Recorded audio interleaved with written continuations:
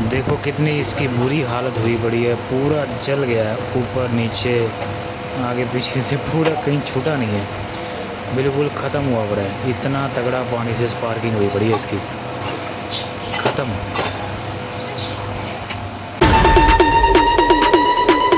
Hello जी, स्वागत है आपका आज के नए दिन नए वीडियो में। आज मैं आपको दिखाने वाला हूँ कि जो कमर्शियल फ्रिज में कंट्रोलर वगैरह लगे होते हैं उसको कैसे रिप्लेस करते हैं, कैसे उसकी वायरिंग करते हैं, कैसे उसको चेंज करते हैं और वो जलता क्यों है। तो हमारे पास यहाँ पे है 7524, जो कि ज़्यादातर फ्रिजों में आपने यही देखा है, यही लगता है सब 0 मीटर। तो ये क्या हुआ है, ये देखो आप, जल गया ये, इस पर पानी पड़ गया था। तो ज़्यादातर कंट्रोलर का होता है पानी से ख़राब होते हैं, पानी पूनी पड़ जाए। पानी ऐसे पड़ता है कि जैसे क्या करते हैं, आपने देखा है किचनों में क्या करते हैं लोग, फ्रिजों के ऊपर यहीं पे गीले बर्तन रख देते हैं, जिससे चू चू के पानी रिस के इसमें आ जाता है और ये शॉर्ट हो जाता है।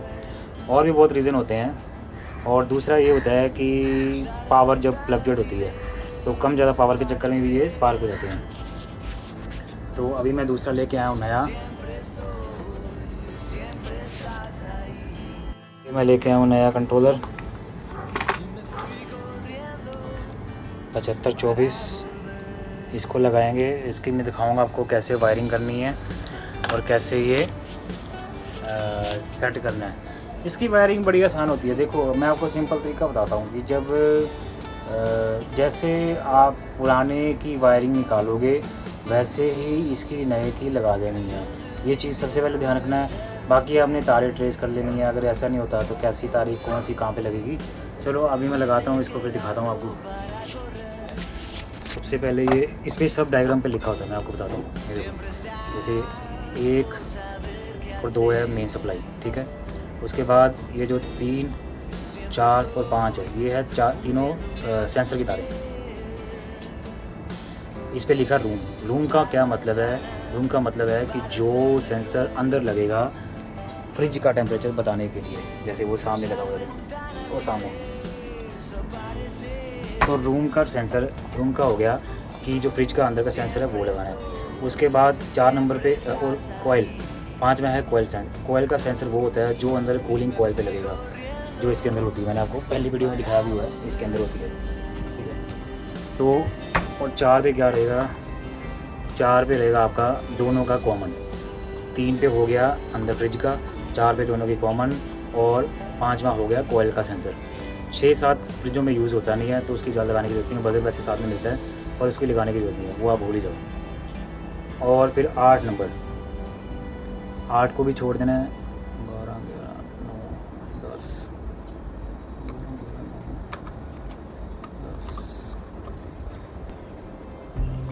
8 को भी छोड़ देना है। एनसी का ये, तो इसकी भी जरूरत नहीं है। आपने 9 पे लगाना है कंप्रेसर की वायर, जो कंप्रेसर की वायर आती है। इन फ्रिजों में क्या होता है, ज़्यादातर ब्लैक कलर की कंप्रेसर की वायर देते हैं तो पहचानने में दिक्कत नहीं होती। 10 पे लगानी है फ़ैन की वायर, जो अंदर फ़ैन है उसकी।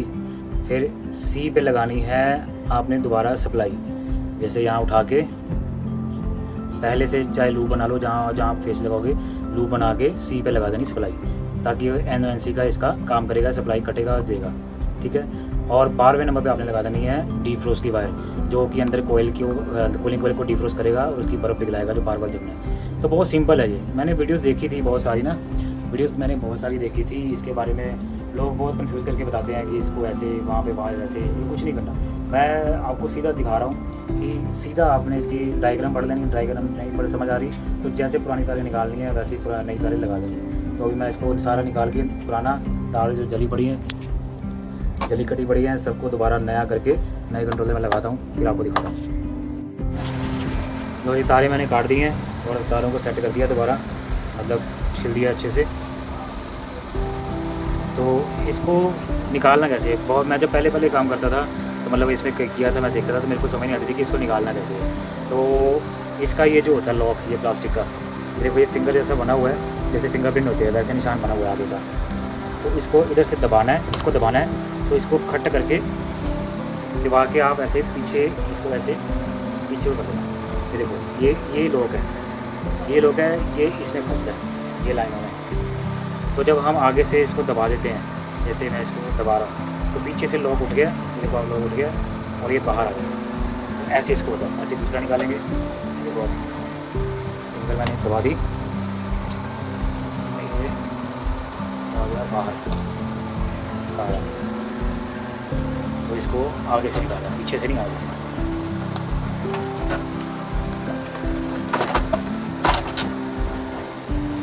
जल गया ना, उसके कारण फूल गया वो, ये नीचे से अटक रहा है। चलो मैं इसको निकालता हूँ, फिर आपको दिखाता हूँ। ये देखो कैसे पानी गया हुआ, पूरे अच्छे जैसे गोली बजी होती है इसमें। इतना इस पर सेफ्टी की थी, इतनी इस पर टेप मारी थी मैंने कि पानी ना जाए, फिर भी पता नहीं कहाँ से पानी चला जाता है इसमें। तो ये देखो क्या हाल हुआ है, पूरे गोली बजी बड़ी इस पर। चलो दूसरा लगाता हूँ मैं। इसको ऐसे जैसे निकाला था वैसे डाल दिया और वैसे ही उसके क्लम्प डाल देने हैं। ये वैसे क्लम्प डाल देने हैं। इसको ऐसे खांचे में पकड़ के एक हाथ से देखता हूँ डलता कि नहीं डलता। जल गया, ये तो टूटा ही है। पीछे से उठाना है,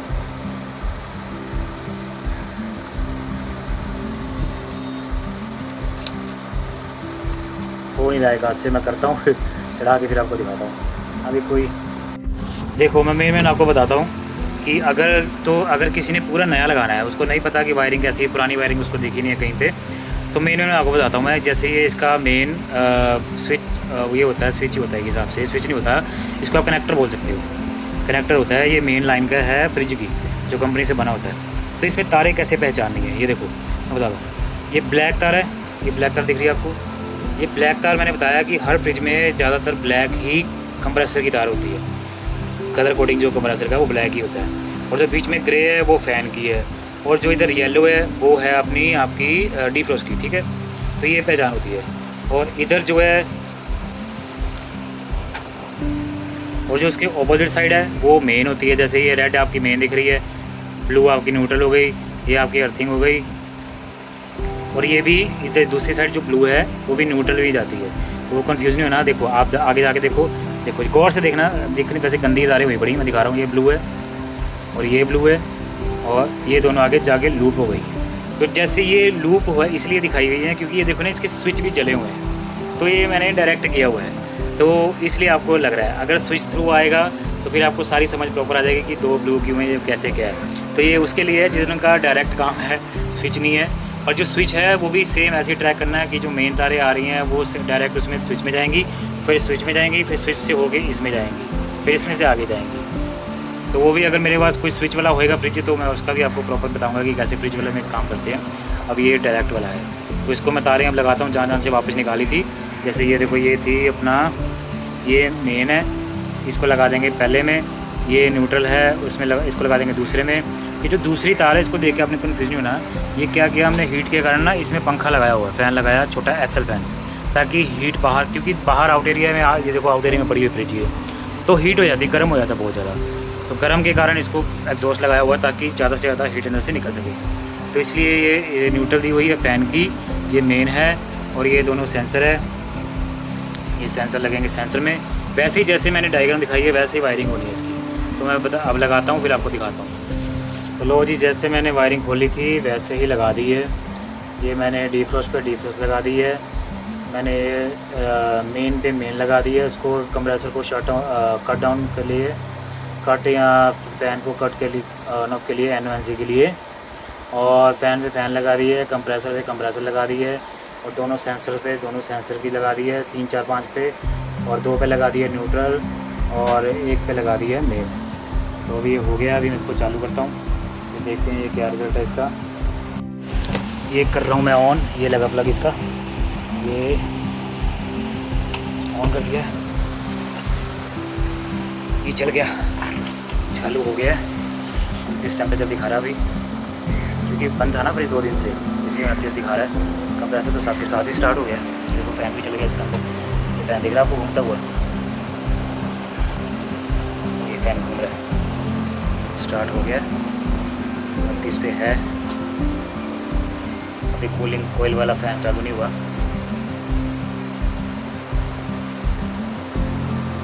तो अभी जैसे ही इसका थोड़ा टेम्परेचर कम आता है फिर मैं आपको दिखाता हूँ कि ये काम कर रहा है कि नहीं कर रहा। तो ऐसे लगाते हैं सब-ज़ीरो मीटर कंट्रोलर या प्रोग्रामर भी कभी कोई बोलता है इसको फ्रिज का।